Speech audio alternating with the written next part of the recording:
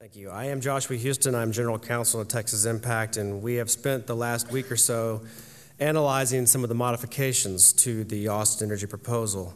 To sum it up, if last month I was here to talk about an 80% increase on worship facilities as a class, it is now a 79.5% increase on worship facilities as a class. There are 41 of 622 meters that are in this under 10 kW rate class. The net savings to this group of 41 really tiny congregations is about $20,000. To put this in perspective, all 622 worship facilities currently pay about $5 million annually in electric bills. Under Austin Energy's proposal, we would pay roughly about $9 million. So this modification reduced the burden on the faith community by 0.5%. Now, less than 10 kW is a rather abstract concept. To give you some idea of the size of the building we're talking about, the average residence is somewhere between 5 and 7 kW kilowatts. That's the average residence, which includes apartments and condominiums. Many suburban homes exceed 10 kW. And if a home has more than 2 air conditioning units, it probably also exceeds 10 kW. All the congregational data that I've been able to gather is all self-reported.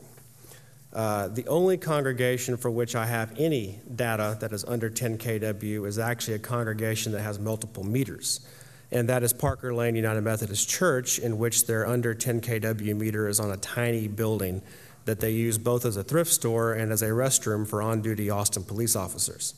The impact of the modifications, therefore, is quite minimal.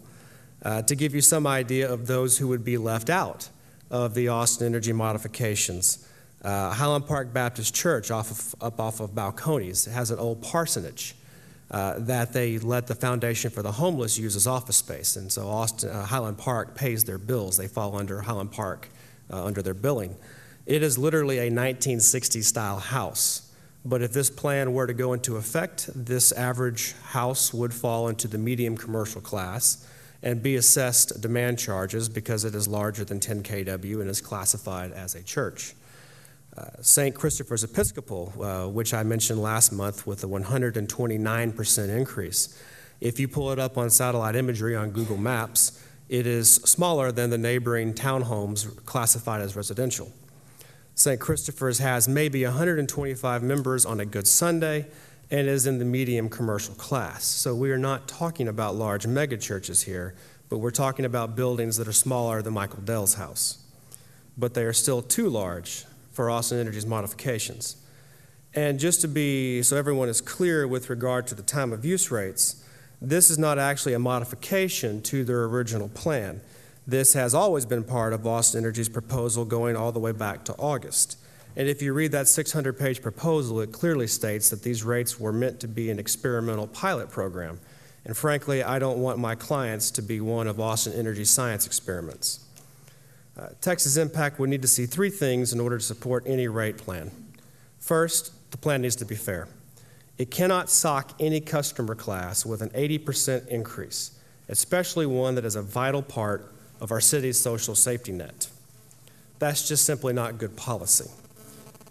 The issue for us continues to be the delivery, demand, and regulatory charges that are based and calculated on a measurement of off-peak demand. Second, the plan needs to be green.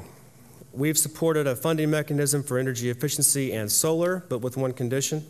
If all ratepayers are to pay for green programming, then it's a percentage of those funds that should be dedicated to all ratepayers, not simply the wealthy ones that can afford the upfront costs and required in order to get the rebates. Third, the plan must be affordable. The CAP program must be adequately funded to cover the true need in Austin. And as we undergo the process of assessing what that true need is, and as we try to decide how deep and wide we want the program to be, it would be best if City Council oversaw the design of the CAP program. The design of the CAP program is a policy decision for council and should not be left up to the utility. Austin Energy's primary mission is to sell power. They are not primarily designed to be a social service agency. If the City Council oversaw the design, You could bring in all of the stakeholders and all of the experts from all the different city agencies, from all the different governmental entities, from the faith community and from nonprofits. And we could figure out what our resources really are in our community, figure out how to make the delivery of those services the most efficient possible, and then figure out how to stretch the dollars that we do have as far as they can go by maximizing these public and private partnerships, some of which my counterpart for the Baptist talked about, the $40,000 that comes from churches like First Baptist Austin that go to secular nonprofits, and various partnerships with the Capital Area Food Bank. These are the three things that Texas Impact would need to see in order to support a rate increase. So the question we now have before us is, how do we move forward? And it appears from many of the public statements from a majority of council members that there are some grave concerns about Austin Energy's proposal. For that leadership and for that vision, the faith community thanks you. It also appears that there is also a fundamental choice to be made if we are to keep the conversation moving forward.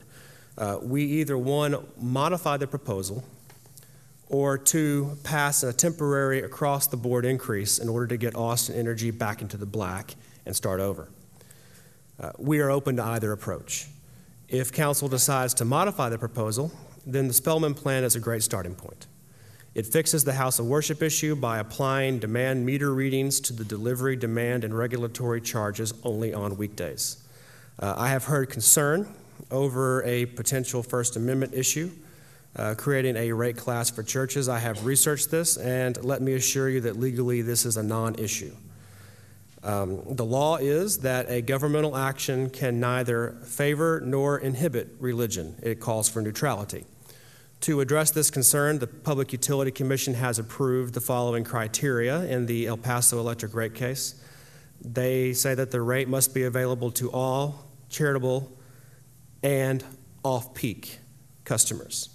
While the largest number of customers would indeed be religious institutions, it could conceivably be available to a community theater or a ball field that would meet those two criteria of being charitable and off-peak, and this just makes sense. If a rate is unfair for worship facilities, such a rate is also unfair to other nonprofits with similar consumption patterns, and we would welcome the neutrality of this approach. Other positives about the Spellman Plan is that it lowers the fixed charge to $15. It also mitigates the impact on low-use users by building in a certain amount of kilowatt hours as part of the fixed charge, and it further helps low-income customers by eliminating the fixed charge for CAP participants. The plan also scrubs the revenue requirement and eliminates slush funds from the general fund transfer. We would request what would hopefully be two friendly amendments. First, that a percentage of the energy efficiency rider be dedicated for low-income weatherization. And second, that council oversee the design of the CAP program. The only con that I possibly see to the Spellman Plan is that it retains the fixed delivery charge, and subsequent legal research has revealed that similar fixed delivery charges have been tried by Texas New Mexico Power and also by CenterPoint Energy, and that they were struck down in two previous rate cases by the Public Utility Commission. Other than that, it's a great starting point. If council decides it needs more time in order to evaluate all of the policy decisions and all of the implications, then the Tovo-Morrison Plan is also an approach we'd support. This plan passes a temporary across-the-board increase in order to get Austin Energy operating in the black, thus allowing council a year or so to perform their role as the board of directors and guide this company to best serve the city of Austin. This approach leaves very little to be reviewed by the PUC, and seems to be a very wise approach.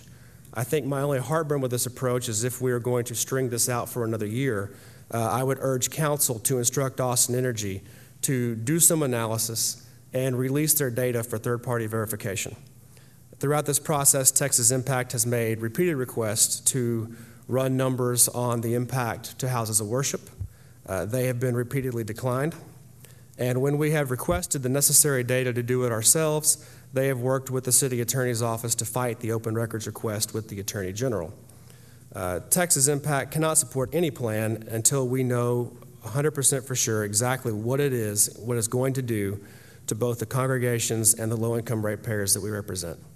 Thank you very much, and we look forward to working with everyone. Joshua, I had a quick question for you. You mentioned, I didn't get it down, about energy efficiency and the churches. What did you say? Which, are you talking about the Well, the three earlier, different when things? you were talking about the things that it would take to support it, and you said it had to be fair, and the 80% rate wasn't equitable, and then you talked about delivery demand, and then you said something about efficiency, and I Oh, didn't- yes, ma'am. The second thing, in order to be green.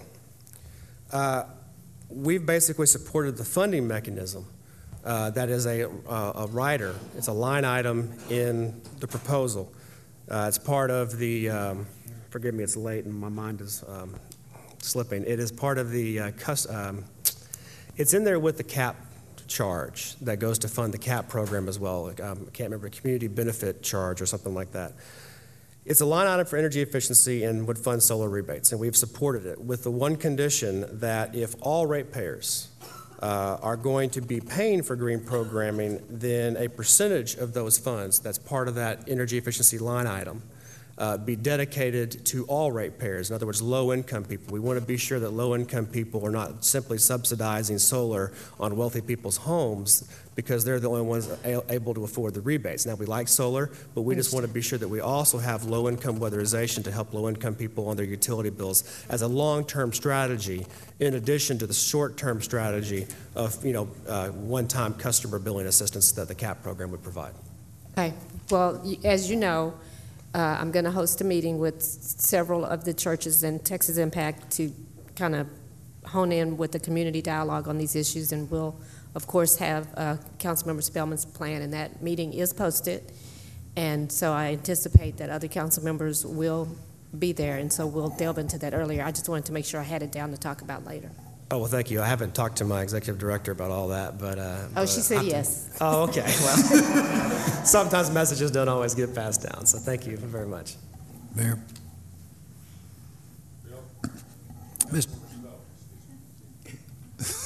At this time of night, you can call me anything you want to.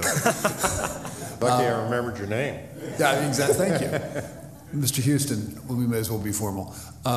I support both of your friendly amendments, and I share your reluctance to drag this out for any longer than we need to.